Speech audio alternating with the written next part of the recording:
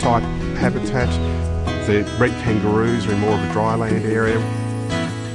We've also got dingoes, quite a variety of native wildlife. And people can also come along and feed kangaroos, take a photo with a koala.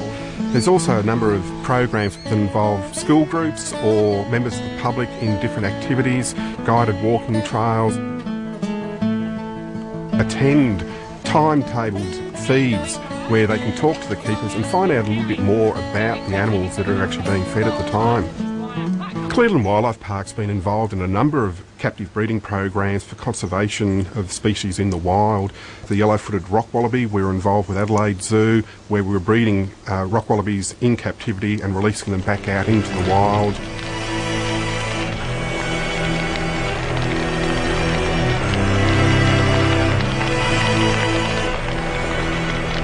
In Australia, we're renowned for having these hot, dry summers, and unfortunately part of living in Australia means that you have to contend with bushfires.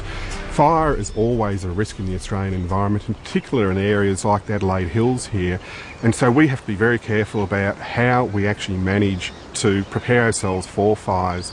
And we do this in a number of different ways. One is by doing fire fuel reduction burns prior to summer and also in autumn to try and reduce the fuel, so if a fire does come through, it is much less intense than what it would be otherwise.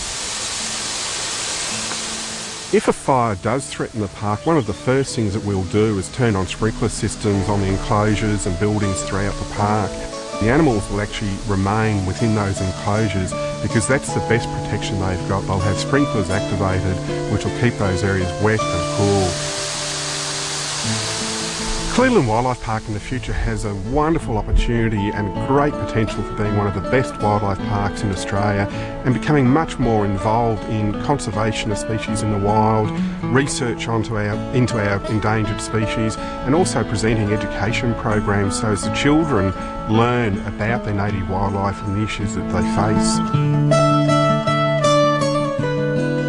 Looking at things like amphibians and invertebrates that we currently don't display very well, but have still got a role to play in the environment. Wildlife parks across Australia in the future will be working much closer together to implement conservation programs and also developing education and research to help preserve species in the wild.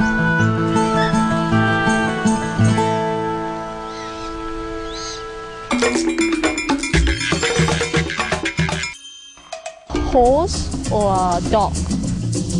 A horse is very smart.